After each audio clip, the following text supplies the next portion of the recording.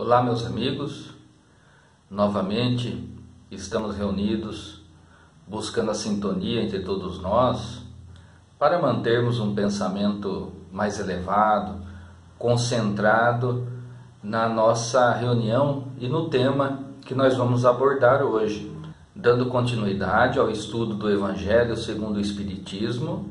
Hoje nós vamos falar a respeito do capítulo 2, Meu reino não é deste mundo. Vamos elevar o pensamento para a nossa prece de abertura. Mestre amigo, novamente estamos reunidos, concentrados nesta manhã de domingo e pedimos a vossa bênção sobre cada um de nós, que possamos manter o bom pensamento e que tenhamos condições de extrair do estudo desta manhã lições para a nossa intimidade, para que assim possamos nos tornar pessoas melhores. Assim seja. Então, meus amigos, capítulo 2, Meu reino não é deste mundo. Pilatos, tornando a entrar, pois, no palácio, e tendo feito vir Jesus, lhe disse: Sois o rei dos judeus? Jesus lhe respondeu: Meu reino não é deste mundo. Se meu reino fosse deste mundo, minhas gentes teriam combatido para me impedir de cair nas mãos dos judeus. Mas meu reino não é aqui. Pilatos então lhe disse: Sois, pois, rei? Jesus lhe replicou: Vós o dissestes, eu sou o rei. Eu não nasci nem vim a este mundo senão para testemunhar a verdade. Qualquer que pertença à verdade, escuta a minha voz. Então nós iniciamos a nossa reflexão de hoje com esse trecho que está no Evangelho de São João, capítulo 18. Logo nós percebemos aqui que Jesus chama a atenção e afirma categoricamente que o reino dele não é deste mundo.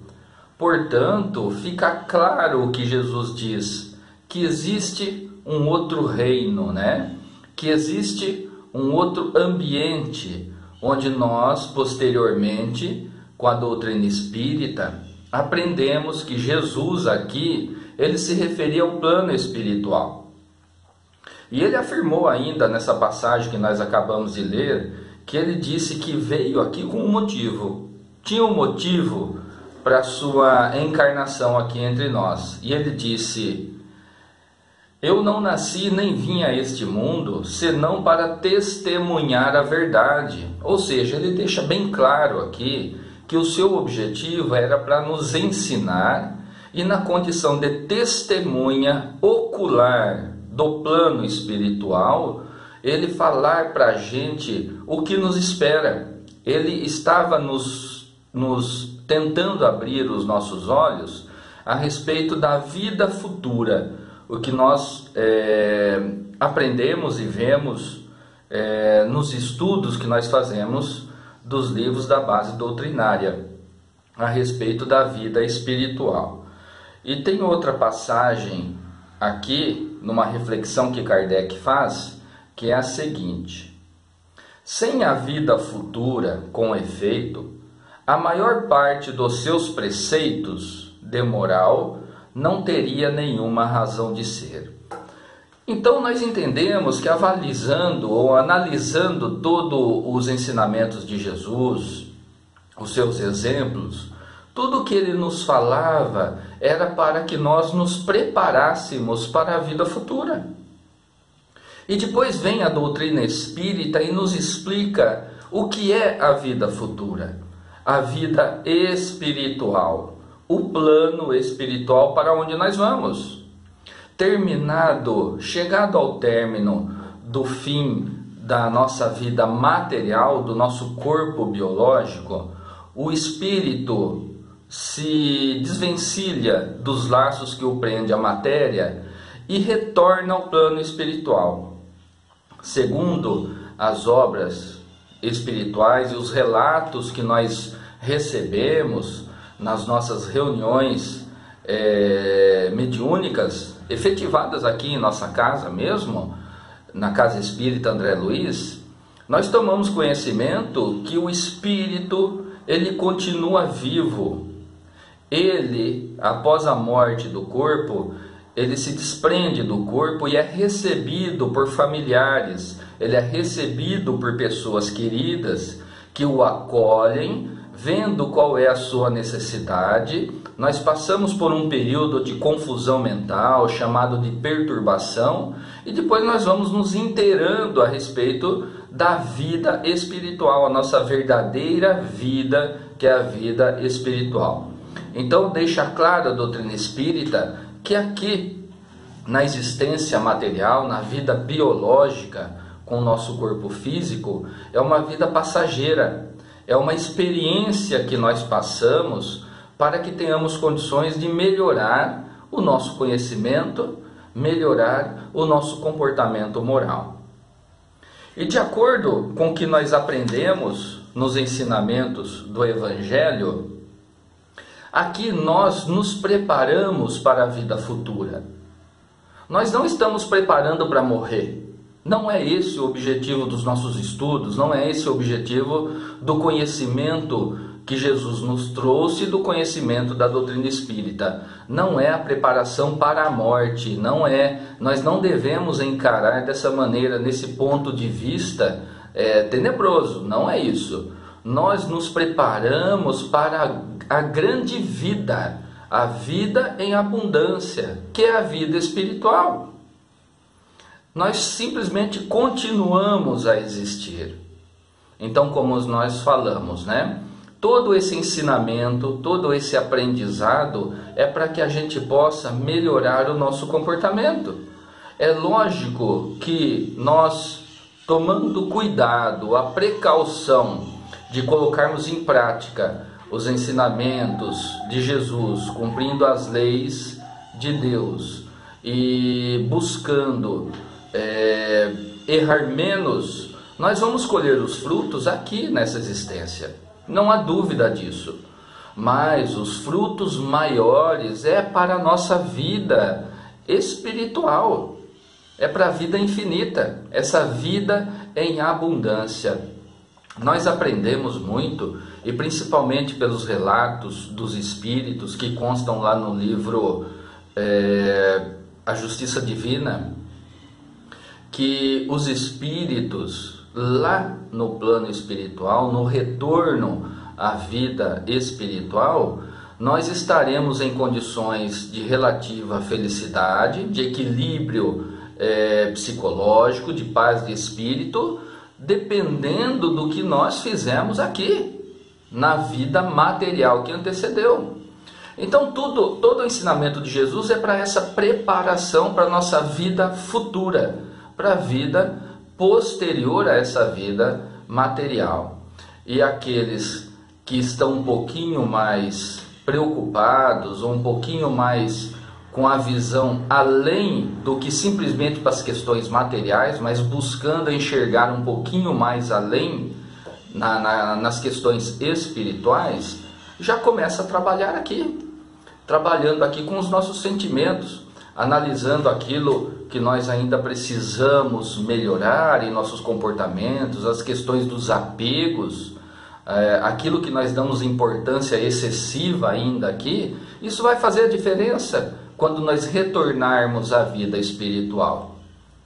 Nesse livro que eu mencionei, A Justiça Divina, o Céu e o Inferno, muitas declarações de espíritos nos contam situações de grande felicidade, situações de paz de espírito, mas também situações de grande sofrimento no plano espiritual.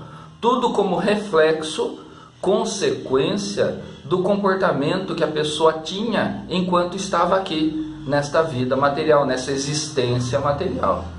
Então, de acordo com esse conhecimento que nós já ficamos sabendo a respeito das consequências daquilo que nós fazemos, daquilo que nós pensamos, nós temos condições de mudar se nós estamos no caminho errado. Prestando atenção em nós, vamos buscar com boa vontade fazer o que é certo. Vamos ser honestos com a gente mesmo. Vamos ser honestos com o nosso próximo. Vamos buscar com boa vontade, mesmo com esforço, procurar exercitar o sentimento do amor ao próximo, do amor a nós e àquele que está ao nosso lado, aquele que se aproxima da gente, que precisa de alguma coisa. Vamos tomar cuidado aonde nós estamos colocando os nossos sentimentos, os nossos tesouros aqui na terra, né? Porque muitas vezes nós nos equivocamos também e damos muita importância para questões que são passageiras, que são perecíveis, que pertencem a este mundo material. E nós não vamos ter condições de levar conosco para a vida em abundância, que é a vida espiritual. No final deste estudo de hoje, deste capítulo que nós estamos vendo, existe a declaração da rainha, e chama Uma Realeza Terrestre. É de uma rainha de França. Ela afirma, na comunicação que ela deu a Allan Kardec, ela afirma que quando ela retornou ao plano espiritual, na condição de rainha que ela era aqui na existência material, ela acreditava que ia continuar sendo tratada como rainha, que ia receber, ia ser recebida por súditos, né? Que ainda manter o seu status no plano espiritual. E a sua decepção foi muito grande. Ela afirma que muitas daquelas pessoas que ela conviveu e que ela não dava importância, porque eram pessoas muito simples aqui na existência material, lá no plano espiritual, essas pessoas estavam num nível evolutivo muito maior do que o dela. Então ela caiu em si.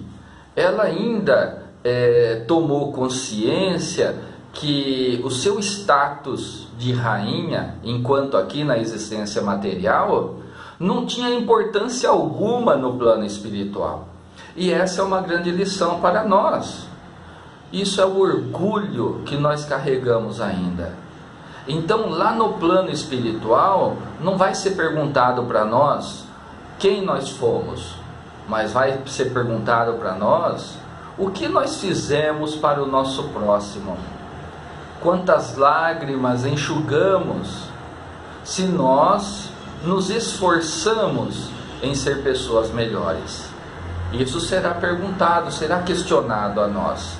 A nossa consciência, quando nós já estivermos de maneira equilibrada no plano espiritual, a nossa consciência vai bater forte e vai nos questionar o que nós fizemos.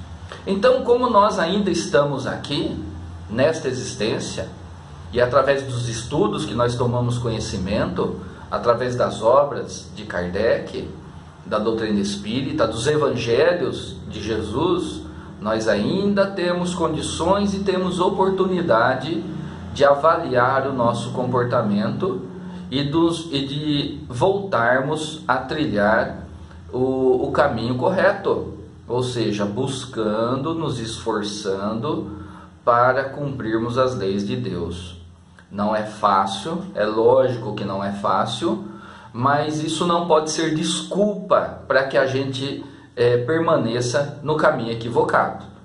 Porque nós já sabemos que se alguém nos ofendeu, precisamos trabalhar esse sentimento que nos magoou, que está em nós, para que ele não se torne algo que nos envenene, algo que nos prejudique. Então, o desafio de hoje é justamente compreendermos essa lição que Jesus nos trouxe lá ao seu tempo, que existe a vida futura e nós precisamos sim nos analisar para estarmos preparados para o momento de adentrarmos nesta vida futura, porque nós não sabemos quando isso vai acontecer, nós não temos ideia, pode ser amanhã, pode ser daqui vários anos, mas é muito importante que já estejamos em condições de ter uma consciência tranquila quando chegar a nossa hora, porque certamente ela virá, todos nós vamos passar por isso.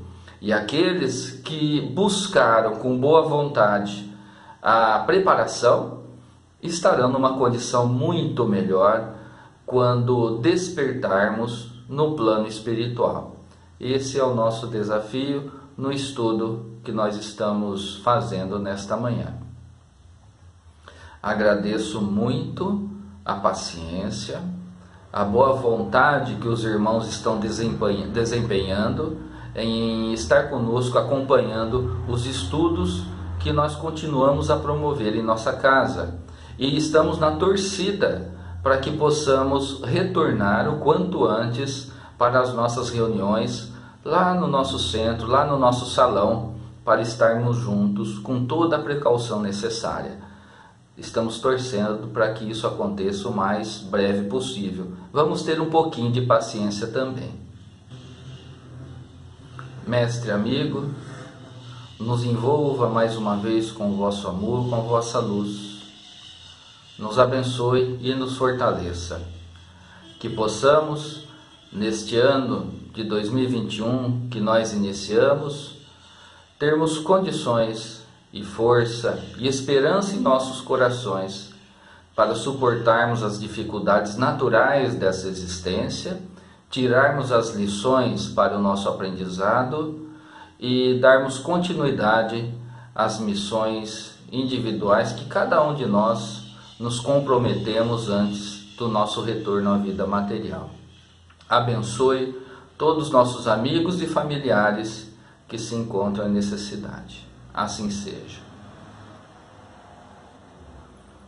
Fiquem na paz de nosso Mestre Jesus. Até mais.